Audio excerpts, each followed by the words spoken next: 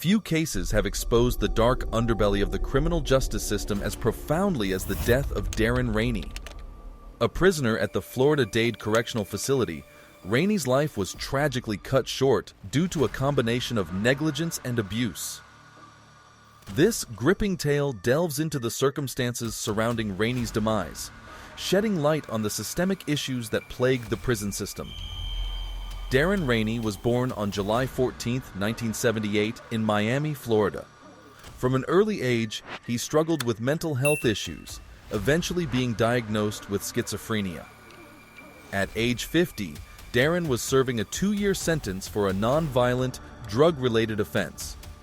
He was reserved, introverted, and deeply religious, and spent most of days in prison quietly reading the Quran. In the June of 2012, prison guards confiscated his Quran, causing Darren to have a mental breakdown.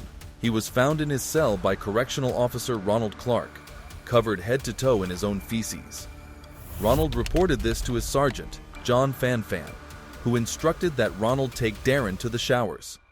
The prison showers were small rooms locked from the outside, with the temperature controls in the hands of the officers who monitored the showers through a camera, rather than the prisoners.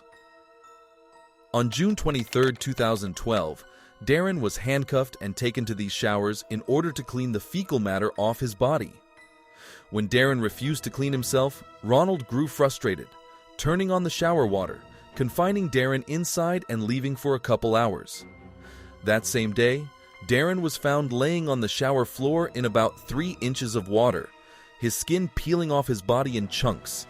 He was carried out to the prison medical facilities on a stretcher to be treated for his injuries. At the hospital, he succumbed to his wounds.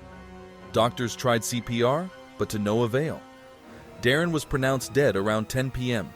The next day, on June 24th, the MDPD crime scene unit conducted an investigation of Darren's death, questioning several officers who gave their side of the story. An autopsy was also performed on Darren's corpse, and the chief medical examiner, Dr. Emma Liu, stated that the cause of death was inconclusive.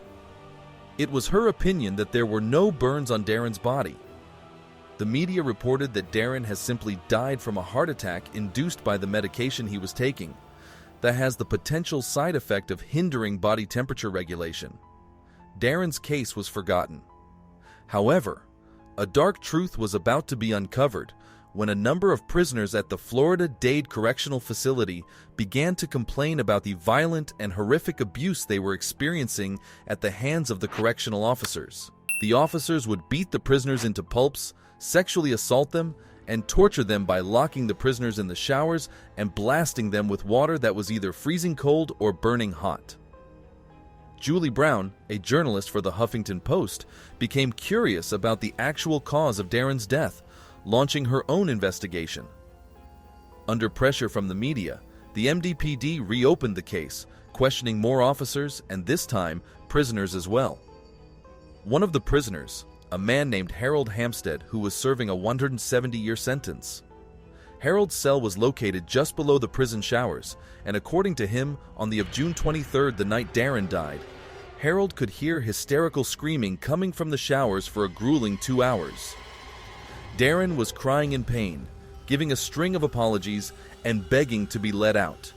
But the malicious prison guards ignored his pleas. In 2013, another inmate, Mark Joyner, sent a letter to a prisoners' rights group detailing the abuses he saw while behind bars, including starvation, rape, as well as physical and mental torture.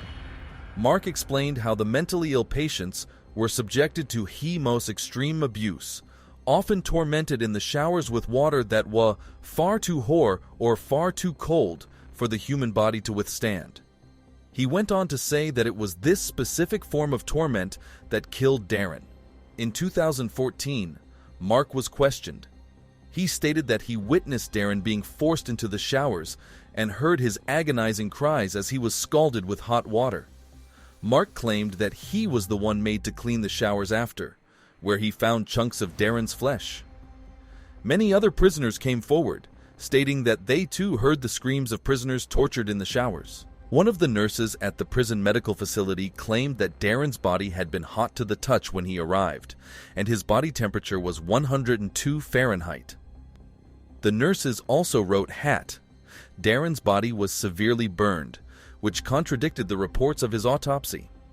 The facts were becoming clear. Darren was brutally murdered, and his murder was intentionally covered up by the prison and other authorities helping them. Further investigation was conducted, and investigators found that the water in the showers could reach a temperature of up to 160 degrees Fahrenheit, more than capable of causing burns to the human skin. In 2016, doctors published the finalized autopsy, once again ruling that Darren's death was an accident related to his medication. Dr. Emmylou explicitly stated that Darren was not murdered, and argued that his skin was peeling off his body due to decomposition, not burns. In 2017, State Attorney Catherine Rundle wrote up a 101-page report backing up the doctor's fraudulent finding, claiming Darren's death was a mere accident, not a murder. However, images of Darren's body were eventually leaked to the internet, and the lies of the law enforcement, the correctional officers, and the doctors became clear as day, as Darren's corpse was red and covered in obvious burns. Chunks of his flesh were missing from his body, and his wounds were bloody. This simply could not have been caused by any sort of medication. This was the result of foul play. Darren's death sparked outrage and led to a renewed focus on the mistreatment of mentally ill prisoners within the criminal justice system. His family, along with advocacy groups, fought tirelessly for justice, demanding accountability for the individuals responsible for Rainey's death. The case garnered national attention, shining a spotlight on the urgent need for prison reform and improved mental health care services. The death of Darren Rainey serves as a haunting reminder of the injustices that persist within the criminal justice system. His tragic story highlights the dire need for comprehensive mental health care services and the urgent reform of correctional facilities across the nation. While his life was cut short, Rainey's legacy lives on as a catalyst for change, inspiring advocates and policymakers to address the systemic issues that led to his untimely demise. It is our collective responsibility to ensure that no individual, regardless of their circumstances, suffers the same fate as Darren Rainey. Only through meaningful reform can we hope to prevent such tragedies and create a more just and compassionate society. Why do you think so many people work to cover up this heinous murder? Let us know in the comments, and make sure to hit the subscribe button for similar content.